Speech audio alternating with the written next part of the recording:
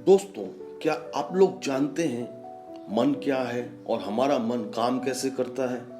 और सबसे बड़ी बात क्या है, हमारे पास केवल एक ही मन है या उससे अधिक मन भी हैं? तो आइए बात करते हैं कि मन क्या है। दोस्तों, हमारे पास 3 तरह के मन होते हैं। पहला कॉन्शियस माइंड, दूसरा सबकॉन्शियस माइंड और तीसरा अनकॉन्शियस माइंड।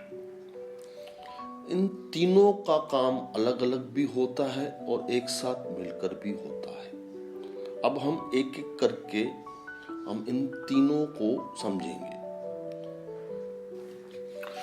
पहले चैप्टर में हम कॉन्शियस माइंड को समझेंगे, जो 5 हिस्सों में बांटा गया है। पहला, मन क्या है। दूसरा, मन काम कैसे करता है। तीसरा, मन में बिलीफ क्या है। चौथा, इमोशंस क्या है। और आखिर में 5वां, कॉन्शियस माइंड। इन चारों को जानने के बाद ही हम कॉन्शियस माइंड को समझ पाएंगे। तो चलिए शुरू करते हैं पहले से। मन क्या है? सबसे पहले तो ये समझना होगा कि आखिर ये मन है क्या। मन कोई चीज या वस्तु नहीं है। जैसे शरीर एक चीज है, शरीर को हम देख सकते हैं, छू सकते हैं, पर मन को ना तो हम देख सकते हैं ना ही छू सकते हैं। हाँ, पर महसूस जरूर कर सकते हैं। कुछ तो हमारे शरीर के भीतर है जिससे हम बात करते हैं, महसूस करते हैं। मन हमारे विचारों का एक जोड़ है। असल में हमारी यादें, मेमोरी ही मन है, क्योंकि हम जीवन में जो भी कुछ सीखते हैं वो सब हमारी मेमोरी में स्टोर हो जाता है। वो चाहे अच्छी बात हो या बुरी, स्टोर सब होता है। ऐसे समझ लें कि हमारा मन एक सीसीटीवी कैमरा के जैसा है। सब कुछ रिकॉर्ड होता है मन में, वो भी हर रोज हर पल।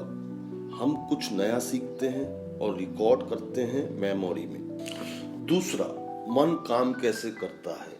मन काम करता है हमने जो भी जीवन में सीखा है, एक्सपीरियंस किया है, जो हमारी मेमोरी में स्टोर्ड है। जब भी कोई सिचुएशन या प्रॉब्लम आती है हमारी लाइफ में, तो हम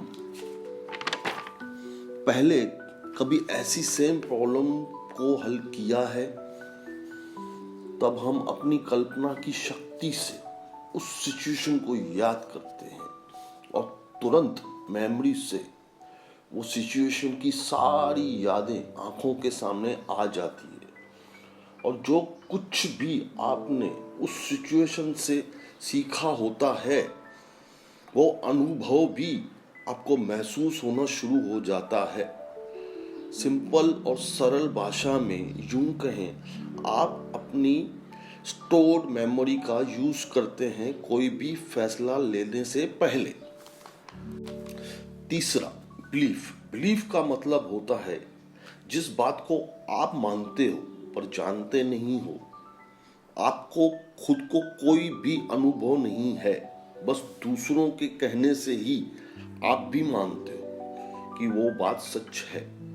ये ऐसा ही होता है, ये जब इतने लोग मानते हों तो सच ही होगा। साफ लफ्जों में बिलीफ का मतलब है जिस बात को आप सच मानते हो पर ये नहीं जानते हो वो बात सच है या नहीं। बस आप मानते हो, आप विश्वास करते हो, वो बात आपके लिए सच है। दूसरा भले ही ना माने, वो आपके लिए पर सच है। चौथा, इमोशंस। इमोशंस एक एहसास है, एक फीलिंग है। किसी भी बात को लेके, शब्दों को लेके, हालात को लेके, वो बात चाहे अच्छी हो या बुरी, पर इमोशंस दोनों ही हालात में काम करते हैं।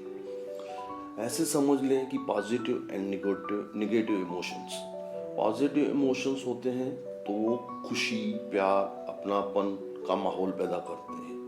और अगर नेगेटिव इमोशंस होते हैं तो वे दुख, पीड़ा, तकलीफ, नफरत का माहौल पैदा करते हैं। अब इसको सिंपल लैंग्वेज में समझते हैं। अगर दो लोग आपस में बात करते हैं तो भाषा का प्रयोग होता है वार्तालाप के लिए। भाषा एक माध्यम है अपनी बात दूसरे से कहने के लिए, और शब्द में एक अर्थ है जो सामने वाले को वो एहसास करवाते हैं इमोशंस का। शब्दों का अर्थ ही तय करता है कि इमोशंस पॉजिटिव है या नेगेटिव है। इसीलिए जब भी दो लोग आपस में बात करते हैं, भाषा में कहे गए शब्द इमोशंस को पैदा करते हैं और फिर मन उसी इमोशंस के आधार पर आगे बात बढ़ाता है और वैसा ही माहौल पैदा होता है।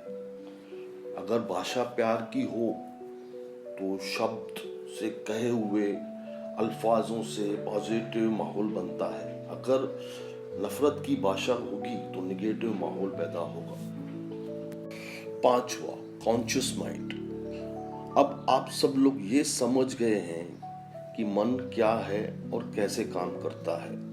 हमने पहले और दूसरे भाग में देखा कि मन क्या है।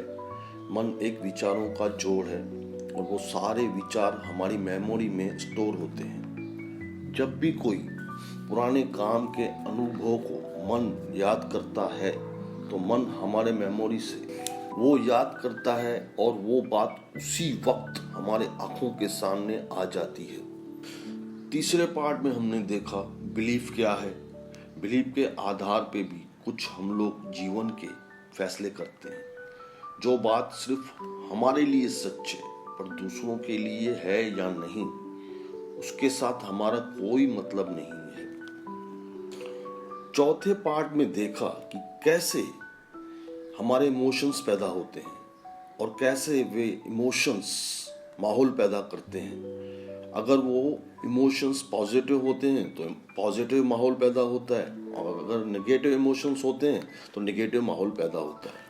अब हम देखेंगे कि कैसे हम उन चारों पार्ट्स को एक साथ देखकर, सुनकर, महसूस करके अपने जीवन में हर वक्त किसी से भी बात करते समय चारों पार्ट्स को ध्यान में रख के बात करें। जब आप इस 5वीं अवस्था में पहुंचेंगे तब आपका कोई भी फैसला जीवन में गलत नहीं होगा। जब भी आप कोई फैसला अपने जीवन में करेंगे वो हमेशा आपके हित में ही होगा।